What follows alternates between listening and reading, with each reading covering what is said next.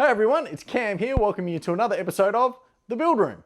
In this week's episode, we're taking a look at the steering box out of Violet Crumbles. So in last week's episode, we pulled it out of the car and it had a lot of free play and was quite notchy. And in this week's episode, we're gonna blow it apart completely and see what's what. So stick around and check it out.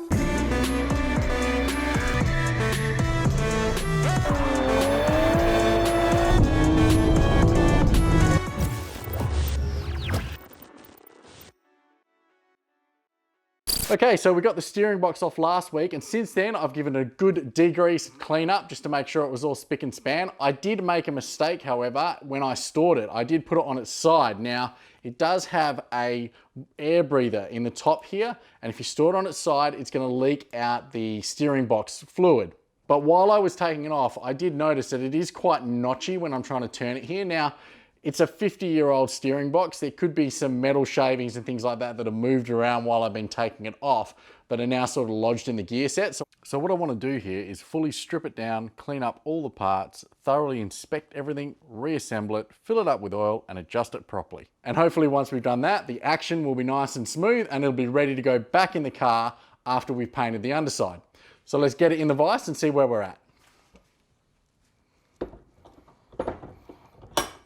Okay, so looking at the top of the steering box, we've got the drain plug slash breather. So that just allows air to move in and out as you're rotating the steering box, so you don't get air pockets and things like that. We've got the 3 bolts that retain this top plate, and there's some cable holders on those. And then this center bolt is actually a tensioner. So the first thing I want to do is just crack this top nut and remove that one.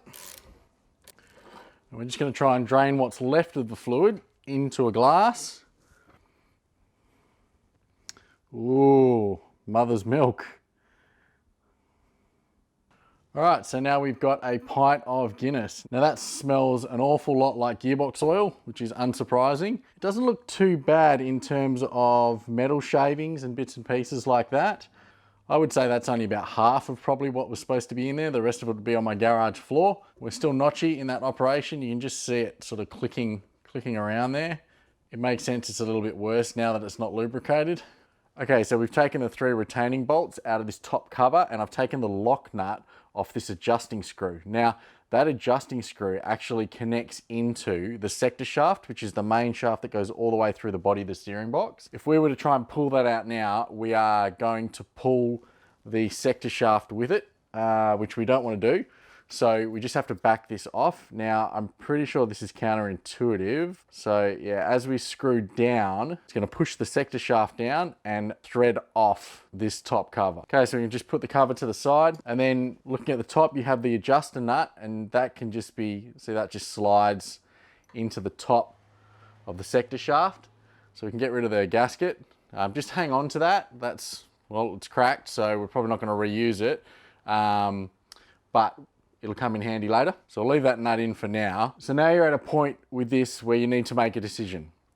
If you're going to pull the sector shaft, there are a bunch of needle bearings in 2 positions in the steering box. And when you remove the sector shaft, it's highly likely that those are going to displace.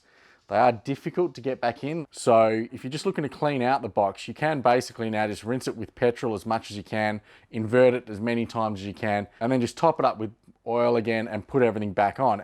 Normally I would say if your steering box, if you're sort of just doing this because it's not feeling quite right and you figure while you've got it out, you're going to give it a spruce up, I'd probably leave this alone. But because mine was notchy and I don't know whether there's anything caught in there or I've shattered a recirculating ball or lost some needle bearings or whatever the case may be, I want to be able to visually check everything. So in order to do that, I am going to have to pull this out, and we just have to wear the fact that it's going to be painful to get everything back together.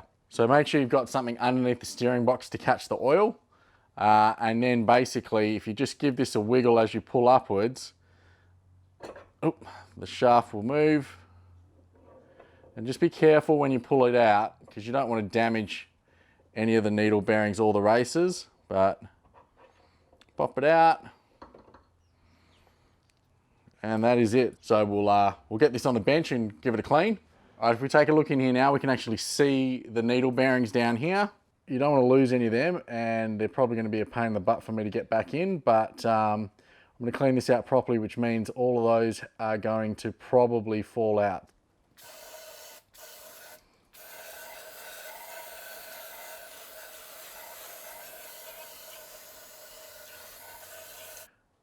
Okay, so we can see inside here, and I'm just going to back this off a lot so that I can expose. There we go.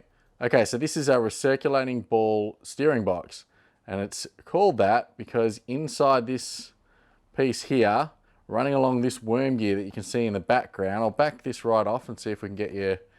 That's about as far as I think it's going to go. If you see in here, there is a worm gear that runs from this side of the steering box all the way out to here. And then along that, the gear mechanism that interfaces with the sector shaft. And I'll spin that back out now so you can have a good look at it. Okay, so if you can see on top of the mechanism, there's a couple of tubes. Basically, those tubes are filled with ball bearings and they move around as the worm gear passes through them. And they go around and around on the track or recirculate, hence recirculating ball. So I'll take this out now and we can look at this in a bit more detail. So in order to remove the worm gear, we're going to have to take off this nut here, which can be very tight and it doesn't have much of a lip here. So I'm assuming this is not going to be easy. It's about a 68mm diameter, so you need to have something big enough to get around there before you start this project. If you're planning on breaking it down to this level, if you're not planning to break it down to this level, I salute you, probably a better choice. But I have a trusty modified monkey wrench again that I'm going to attempt to get that off with.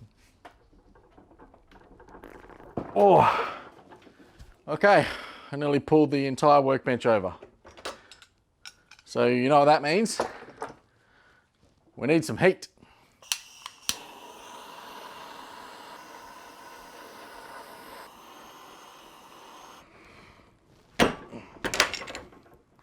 Whew. All right, so that's cracked. Yes, and that'll be hot, so I'm going to throw a glove on. All right, just got a clean spot to put it. That is still very hot, but more oil. All right, and I'm just going to leave that assembled so that we can have a detailed look at it. But first, we're just going to give this a quick wash out. I'm going to put it on an angle actually, just so that it drains a bit easier.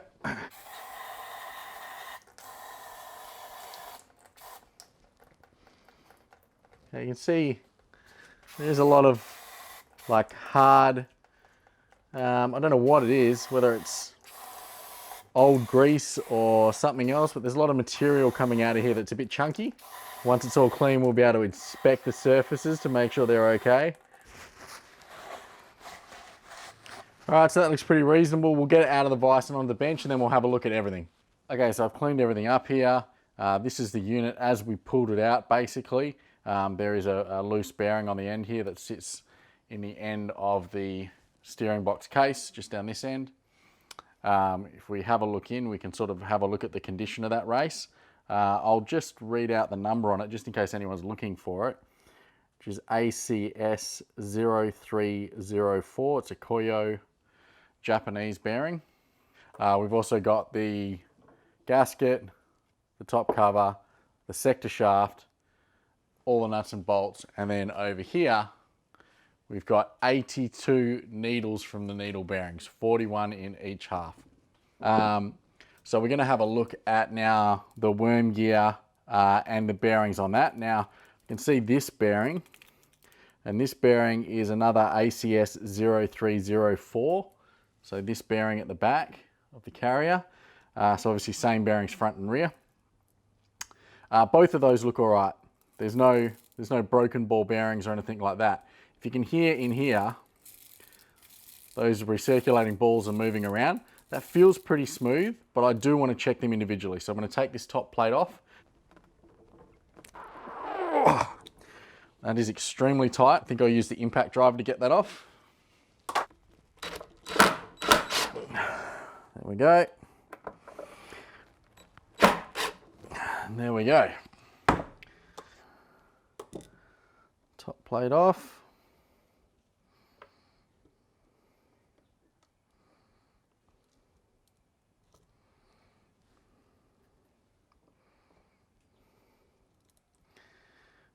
We should be able to get these out. Just a little bit of prying. Okay.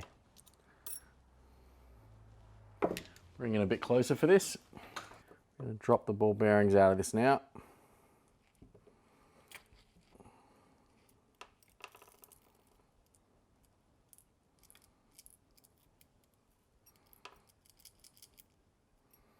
That's one side open. And we'll just lever this one up.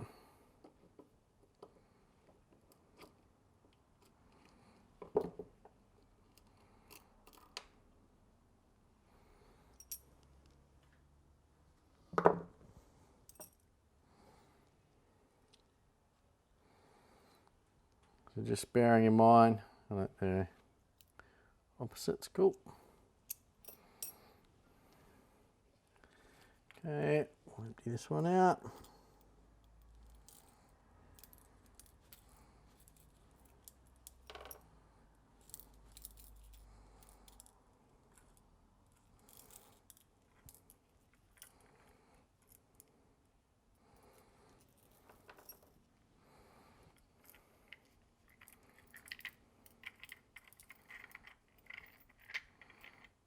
Okay.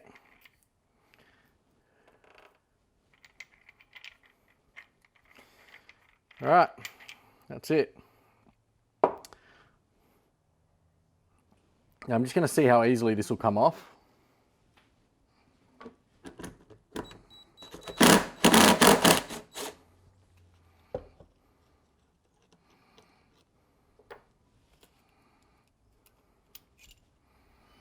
All right.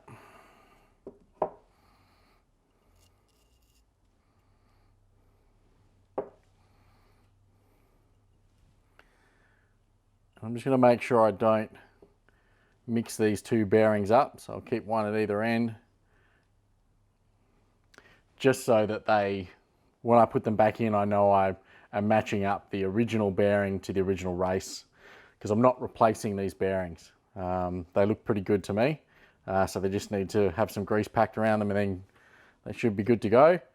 Now, okay, so there's a grand total of 60 ball bearings that end up in that. Now, just looking at these ball bearings one by one, they all look pretty good. What I was concerned about is potentially having a cracked ball bearing or something like that in there that had really worn down, but these are all looking pretty good. They're not rusty or anything. So I think they'll be okay to go back in. So really, it's just a case of cleaning this up and then we can start the reassembly. Now, there are two rubber seals for this. The first is at the bottom where the pitman arm comes out. You can see it in there. And then the second is on the retaining mechanism for the worm gear. This one in here. Now, I have ordered these, but being the state of the world at the moment, they're actually going to take quite a lot longer than I thought they would.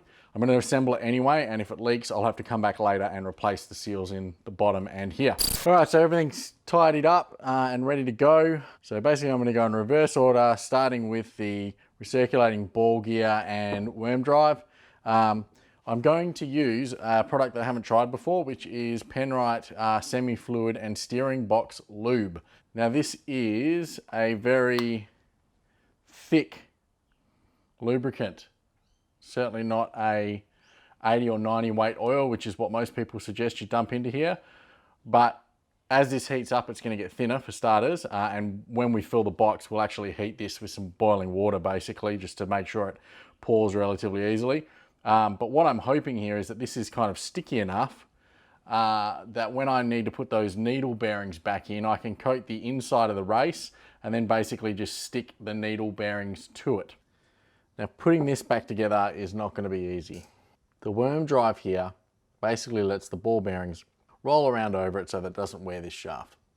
This toothed recirculating ball retaining box has two tracks that are separate. So basically, if we look in there, you can see that there is a worm drive-esque set of bearing runs. And if I look at, say, a ball bearing that was dropped in through this hole, it would go around this track once, so it would be looping over itself and then coming back around and then it would come out this hole where it would then be fed back up over here and start again, which is why it's called a recirculating ball, because there's an infinite track here for it to run, and there's 2 infinite tracks. So we have to basically make sure there's 30 balls in each track, which is why I've split them up into groups of 5 here on the table, just so that I can keep an accurate track. And we know that each of these top of the loop areas holds 10. So I have to get 20 ball bearings in here and then get this loaded with 10 in over the top. And if I can do that, that's 1 track done, and we'll hold that in place while we do the second track. The trick here is that because of the way this is machined, if I try to do 1 track and I move the worm drive in and out, what it can do is actually jump the track into this one. So I have to stop the ball bearings, and it can jump in 2 ways. It can jump from this track into this track, or it can jump from this track out of the track altogether, and then you just have ball bearings falling into the steering box. So what we want to do is get the worm drive positioned about centered, and we need one of these tracks here to be directly under an area that would put ball bearings in. So that's easy just to slide in and get in position. And then once we've got it to a point where we're comfortable, there's a track for a ball bearing to drop into. So there, we can just put some ball bearings in to start off. And what we're looking to do is lock the worm drive in by having some ball bearings in there that are going to hold it still. Okay, so notice I'm not going to touch these tracks here. And what I'm going to do is just wiggle this around, just get the ball bearings to drop down far enough to fall into the unit. I don't know if you can see them in there, but they are basically just dropping into the bottom, running the bottom tracks down here. Okay, and that already feels slightly better located, and it won't remove now. The ball bearings are holding it in, locking it in place. So I'm going to go for another 5, and basically each time I put another lot in, I'm just going to wiggle the worm drive around. Don't want to start cranking on it, because then you're liable to get one that will jump across or jump out, but just small movements. Remember that we have to get a full loop over the top between these two filled as well, right? Because there is a track that goes there's a track that goes from here and loops around to here, and then it comes out here. So you've got a track, basically your track goes from here to here to here to here, all right? So that's 10 in, about half as many as we need. That's pretty easy to get to that point. It's going to get more difficult though as we get less room for play. So go for another 5. And this is probably where we're going to have to be careful that they're not dropping into the second track. Now, there we go, there's one trying. Just going to keep it where I need it to be. Manipulate them a bit. And then what I did was actually just using these Phillips drive bits just to drop in there, just to stop the avenue that it would normally have to jump out. I can wiggle it around a little bit more rigorously, I guess, and push those down. As long as they're going down into the unit, you're pretty good. It's when they start coming up over the top of the shaft that you've got a problem. So now we've only got 5 more left to go. Right, that's pretty close. I'm going to leave this one separate because I think it's going to be the one that causes me grief. Wiggle this around a bit. Don't put a lot of pressure on these. You don't want to score anything. Okay, that looks like I've got room for one more. So there's 20 ball bearings in there now. And if we look closely, you should be able to see just right down the bottom, there is a ball bearing in the right and the bottom of each. So hopefully we've got this ball bearings running all the way to there, back to here, and then back to there, and ready to come back over the top. So now we have to place this in. Now, obviously placing it in empty is pretty easy. and that's going to stop the ball bearings jumping tracks now, but I can't get any more bearings in there, so that's no good. So what I am going to do is lever this out. Ball bearings are still in place. I'm going to put the 10 ball bearings I need into this race. Okay, put the top cover on, and now I just have to get this upside down into there. But if I tip it over, they're all going to come out. And if I drop these bearings into there first, it's going to be really hard to get this to center around them.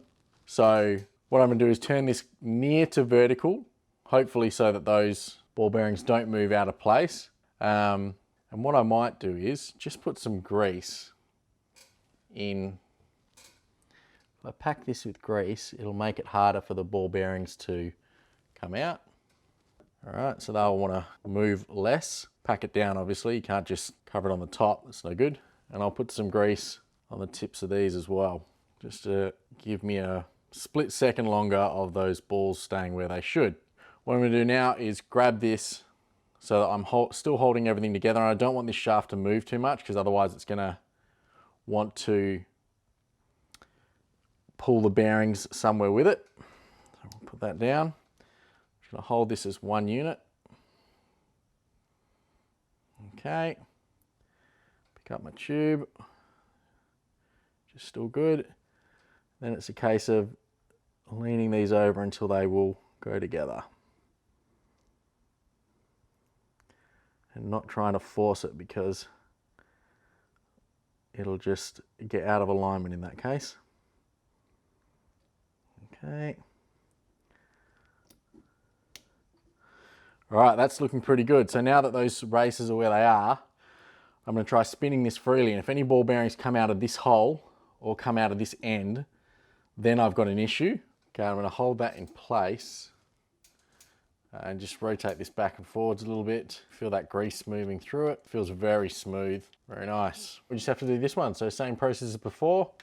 We drop all the ball bearings in, shift them around slowly, being careful not to A, lose any, and B, have them drop into, say, the void here between pipes. So we want to make sure nothing comes up through here and starts to follow the worm drive around into here. See how I can get the pick in there? I don't want to lose a ball bearing into that spot because then obviously this will be one short.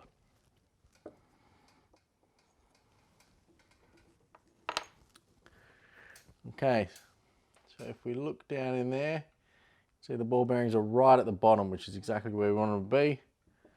So I'm going to pack this with some more grease.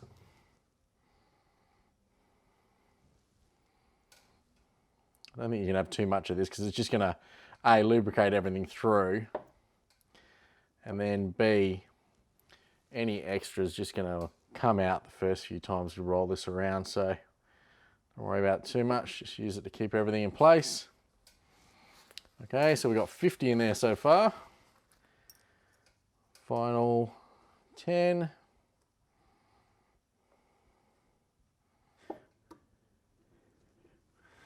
Okay, that's sitting proud, but I think, so I'm just going to try and rock it back and forwards, and what I need to happen is, while I've got some pressure on the top there, is just for the ball bearings that are probably caught in there, just to move slightly, and we should be able to get it in.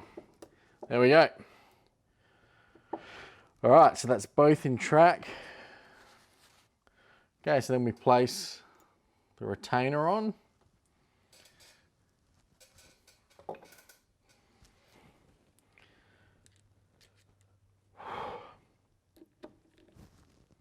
Second screw. We'll lock them off nice and tight. They were very tight coming off. I want them very tight going back on. All right, so we're done. And that is absolutely buttery smooth. Probably got something to do with the fact that it is jam-packed full of grease. But that does feel really, really good. It's not making any noise. I think we're good there. So we'll put that to the side and we'll keep going. But seeing as this is a 50-minute episode, it's intermission time, folks. So hurry, hurry, hurry. Step right over to our refreshment center for the most extravagant array of refreshment goodies ever assembled under one roof. And don't forget to hit that like button. Okay, so now we're just gonna grease these bearings a little bit. Pretty easy, we're just gonna dunk them into the grease, just so we cover it completely. Drop it back into its race.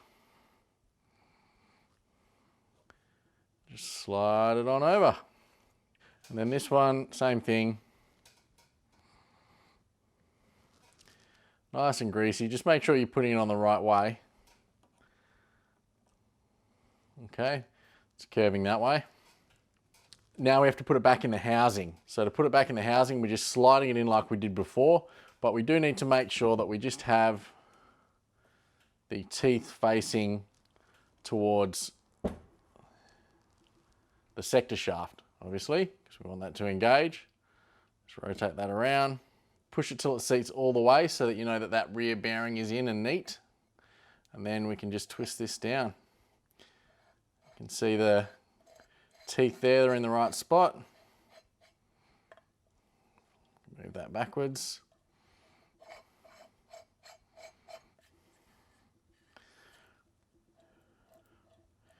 Okay, and I'm not going to torque this off just yet, just in case I do have to move everything around. So now we've got the really fun part where we have to get the sector shaft back down through there, which means 82 needle bearings need to go back inside this bad boy.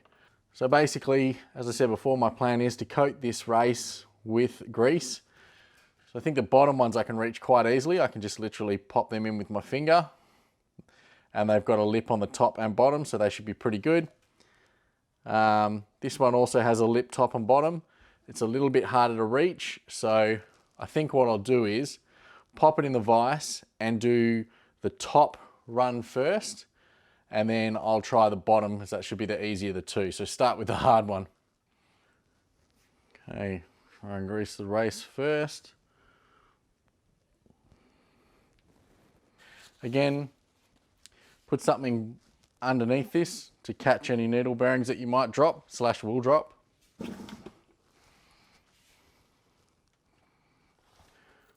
Okay, let's see if we can get these to sit on a ledge. Wow, this is really going to be hard to do this top one at least. I might have to do them one at a time. It's only 43. I've just done in no time. I'm going to drop the first few, I bet you.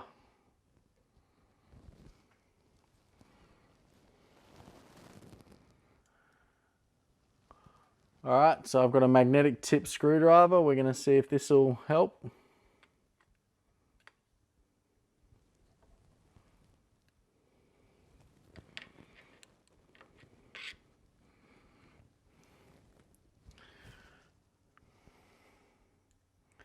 Two.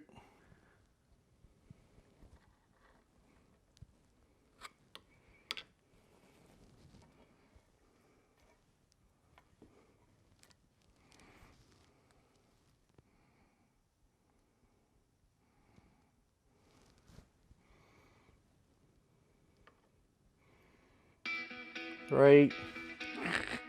I'm gonna be here a while.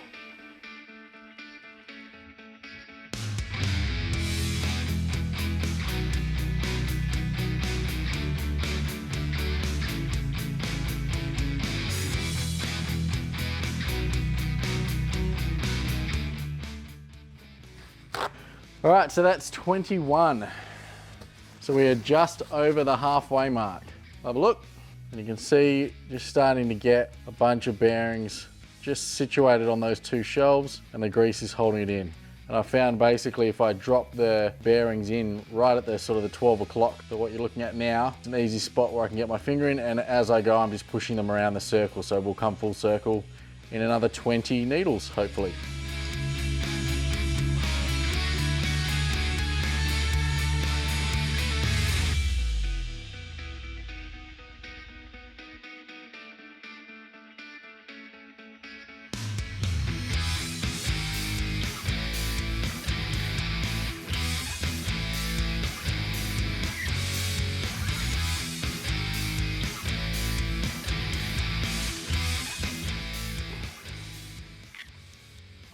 $41. Okay, just gonna make sure they're all seated properly. The grease is holding them in pretty well, actually. Pretty happy with that. Okay, that is the top one done. Okay, as you can see, a bit of a struggle with the backlight, but it's the only real way to light this properly. As you can see around the edge, all those needle bearings are sitting in place. They're all pretty vertical, fit quite nicely, and the grease is holding them in. So now we just have to do the bottom one. Okay, this is going to be more of the same, so we're going to skip through this pretty quickly.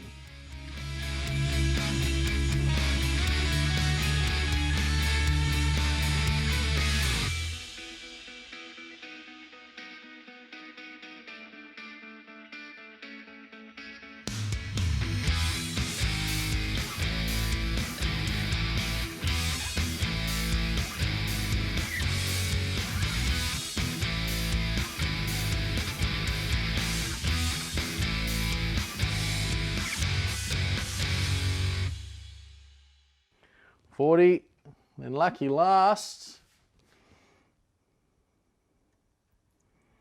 $41.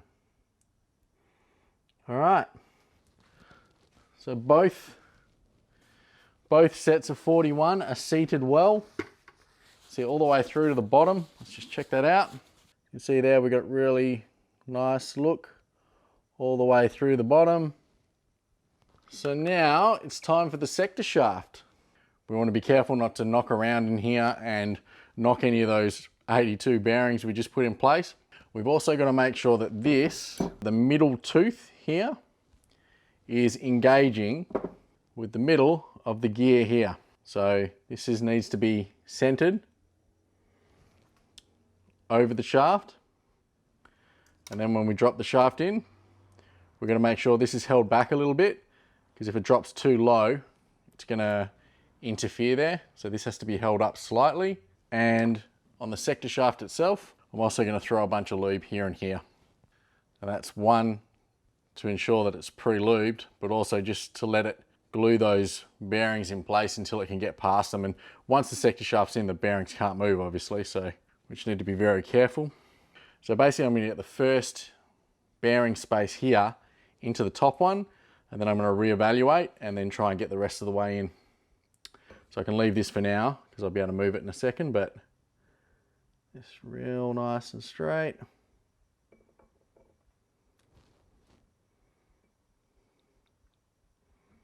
I feel like Indiana Jones. Okay, that's engaged with the first lot of needle bearings. So I'm going to keep it dropping. I'm going to use this to hold the arm back. I'm actually going to change my hand position here first. Ooh. I might use this bolt to lower it in easier, because this is easier to grip onto. Okay, you can't see much there. Let's see if I can also change the position of the camera at the same time.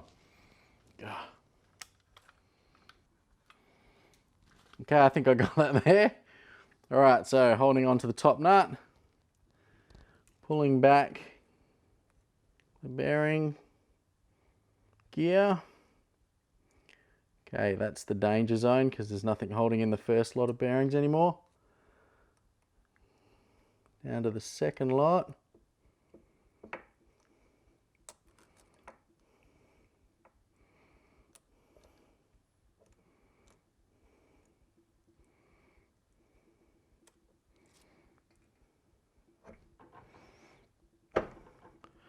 Oh, we're in. Woo! Okay, so the sector shaft has come out of the bottom now, so we can see where the pitman arm will go, and the nut will go to hold the pitman arm. Got a lot of grease through there, but that doesn't bother me too much because this is all greased as we'll bring it out. And then up top. All right, so you can see that the sector shaft is in place and the gears are meshed up evenly. So the middle tooth is in the middle gap, right, which is what we wanted. And then what I was talking about before, if we look really closely, if I now raise up the sector shaft as if I was adjusting it, and I simulate adjustment on the sector shaft by pulling it up, this would be to loosen it. Okay, you can see that there's a lot more wiggle room in those teeth at that level, and then if I push it down further, the further I push it down, the tighter it gets. And if I push it right down, those gears are really interfering with each other now. So that would not be a good situation to be in. That would wear out both of those gears pretty darn quick. So now if I rotate the steering input, we will see a corresponding movement in the sector shaft. Winners and grinners. Okay, so we've got to fill up the remainder of the steering box now. What I'd like to do is get it to a bit where it covers pretty much all the gears. But this does not pour very well, right? Like I could probably bang it out and some would go in there, but it's not going to settle all the way through past those bearings and into all of the other tight clearances. So what I'm going to do is just put the kettle on.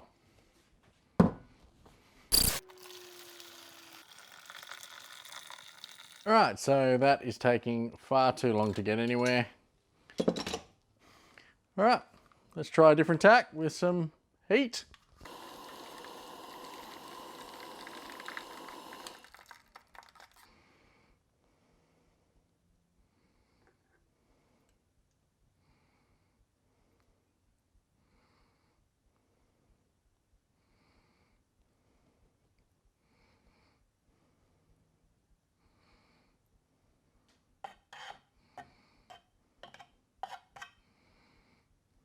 Okay, put that one in. All right, now it's time for the gasket. But as I said, this one's broken, so we have an alternative. All right, so broken gasket. I don't know where to order another one of those, so we don't really have an option to replace. Now, I could just RTV it, but I don't like doing that. So we'll do a combination. We have some generic gasket paper. And all I'm gonna do is just trace this one out. Okay. That should do. So we're going to use this paper gasket and we're going to make double certain by using RTV as well. Obviously we're looking for the oil resistant one. Coat the other side as well. Be a little bit more careful on this one. All right, now we're good to put the top back on. Now with the top, if you flip it over, you can see there's actually a bearing in here, basically a brass bearing in there with some holes, obviously to keep a little bit of lubrication in there. So we're going to start with just running a ring of lube around there. We can pop this back on and we have to screw this top through. We're going to basically just bring it through as far as we can, pretty much. And what that's going to do is, once it seats, it'll seat about there. I might pause just to pop these bolts in to make sure we get them aligned. These will have to come out later anyway when we go to put these things back on. But just to hold everything in place, including the gasket. And then we're going to keep screwing and this will raise the sector shaft back up. Take a lot of the tension off. And then we can screw this down. You don't want to screw that down before this is at the top because depending on how worn everything is, what you may end up doing is driving the sector shaft way down too hard, damaging the gear or blowing out the seal at the bottom. Now, if I remember correctly, this one got the little cable holder and the larger one went on this corner here. That feels rightish. Now we're going to reattach the rubber isolator, and this flat portion of the shaft here is basically the keyway to where the bolt will go through, similar to what we had on the tie rod ends. So we're basically looking to get that right in the middle. Slide that through. Okay. Dropped in like that. There might need to be some adjustment here when we get this into the car. Let's do that loosely for now. So at the moment, that's very loose. It is in no way notchy. It's smooth as butter, but it's not adjusted yet. So now we need the lock nut here. Well, actually, we can probably get this close first. So what we're looking to do is, as we push this down, or do it up so that it moves into the unit, it's going to increase the engagement here. Now, what we'll probably feel is a point where it gets a little bit harder to tighten, right about there. That's starting to feel some resistance. So I'm going to back it off a little bit. Okay, what I'm feeling here, all right, so do that again. That's at the point where I've got resistance. So now I know it's sort of pushing those two gears together with some force. I'm just going to back it off a little bit, maybe half a turn.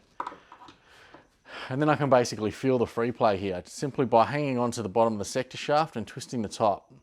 And I can tell I've still got maybe, I want to say an 1/8 of a turn there before I start feeling movement down here. So I get an 1/8 of a turn on this, and then I start to feel the movement in the sector shaft down here.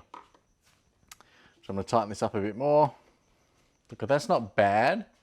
It's a little bit heavy off center. I'll back it off just slightly.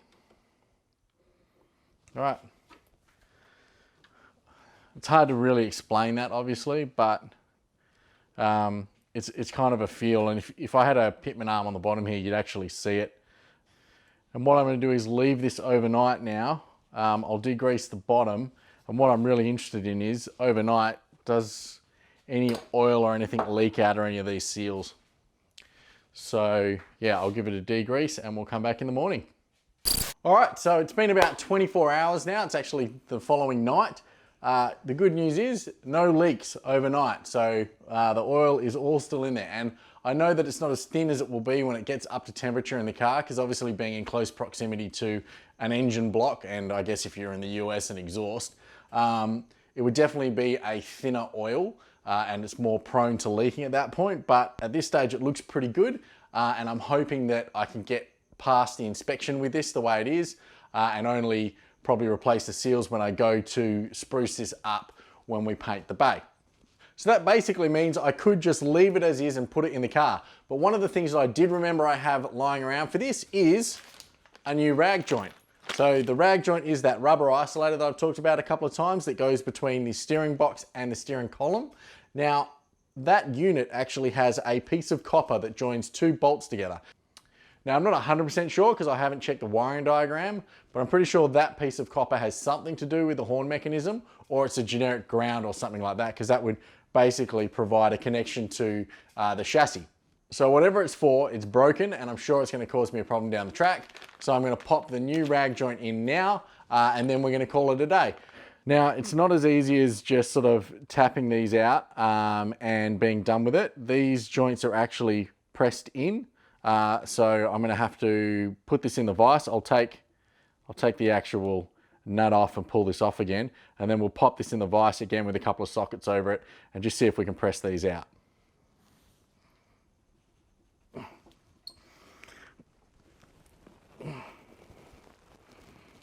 All right, now that's got a lot of pressure on it, but it probably just needs a little bit of a tap just to get these unseated.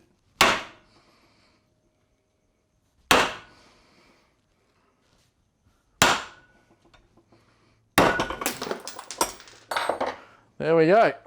All right, so if you look at that, we have opened it up a bit, and it seems now that it'll actually come off that, which is good. So what I'm going to do is just go to taking one of these out at a time, which will be as simple as popping a socket over the back and popping it back in. Easy peasy. Okay, there we go, one out. I'll go with this one.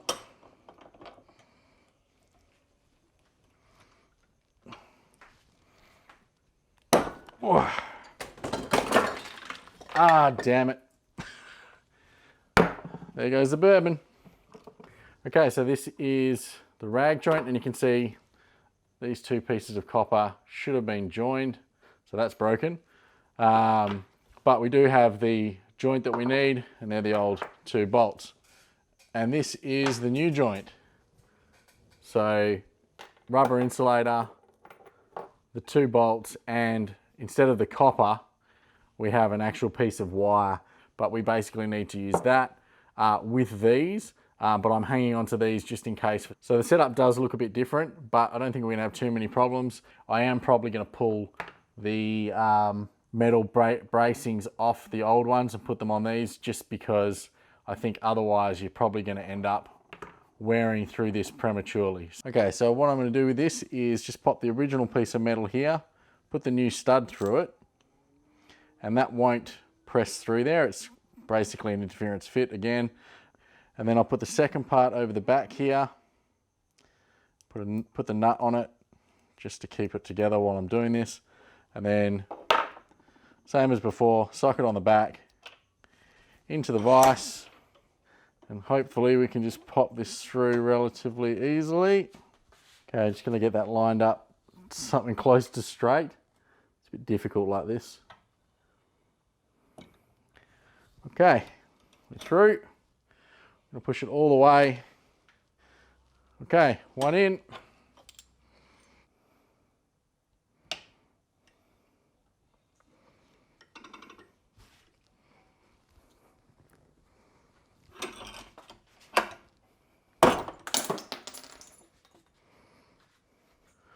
Okay, well, that fell out, but it did actually pop in. So just take it the rest of the way.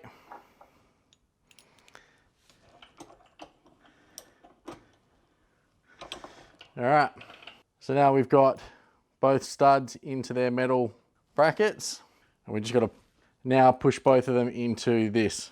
So, and then with a smaller socket, we're just going to slip that over there. Should be able to press these together.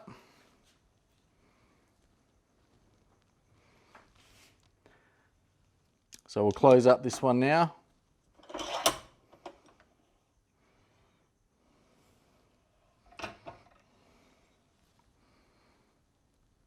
All right, plenty of resistance there. Okay, then we just throw the nuts on. And then on this one, it goes over. And basically, it'll sit in like that when we attach it to the steering column. Flip that over.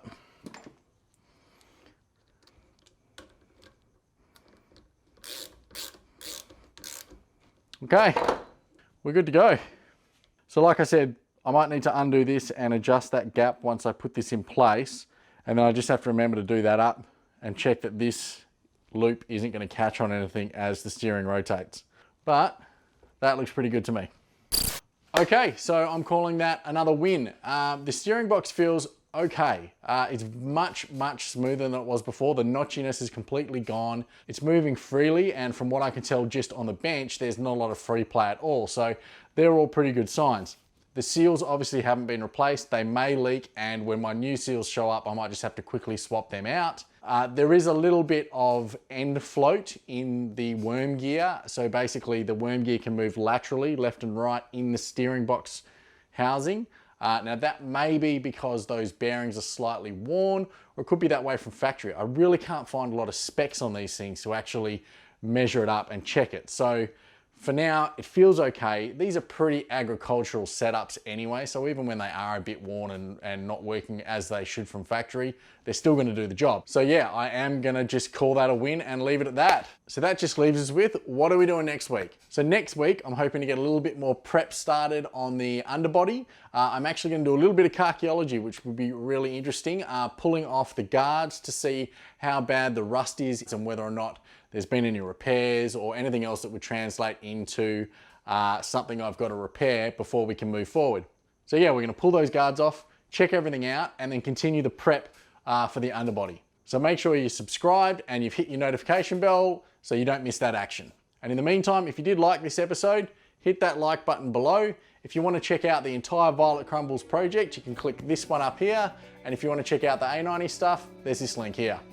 Other than that, I just want to say thanks for watching, and we'll see you next time on The Build Room. Bye for now.